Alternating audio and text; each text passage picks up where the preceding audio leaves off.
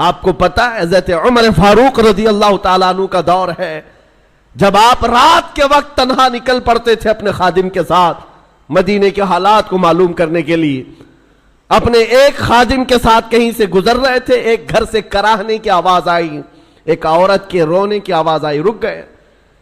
اور آپ کے چہرے پر نقاب پڑا رہتا تھا, امامہ شریف اور نقاب جس طرح سے عربوں کا رواج ہوتا. اس گھر کے باہر کھڑے رہے, کھٹکھٹایا تو ایک شوہر, اس کا شوہر باہر آیا, پوچھا کیا بات ہے؟ مرد نے کہا میری بیوی کے ولادت کا وقت قریب آ گیا ہے, حاملہ تھی, بچہ پیدا ہونے کا وقت قریب آ گیا ہے اور وہ درد ذہ سے تڑپ رہی ہے, لیکن دیکھنے کے لیے عورت کوئی نہیں ہے, کوئی عورت قریب میں نہیں ہے. خلیفۃ المسلمین ہے وقت کا, جس کے نام سے قیصر و کسریٰ کانپتے ہیں,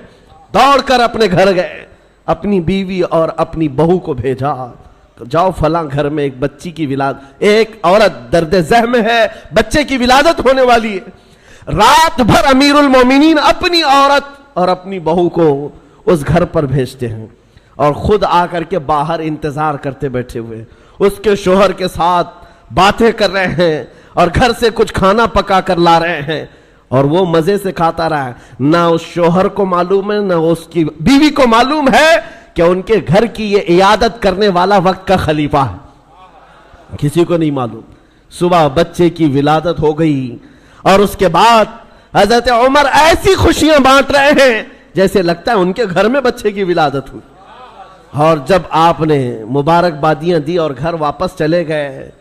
تو بعد میں محلے والوں نے کہا رات بھر تیرے گھر میں جو عورتیں تیمارداری کر رہی تھی وہ کوئی اور نہیں, امیر المومنین کی بیوی تھی, امیر المومنین کی بہو تھی. یہ احساس تھا ایک عورت کے درد کی آواز آئے تو خلیفہ بے چین ہو جاتا.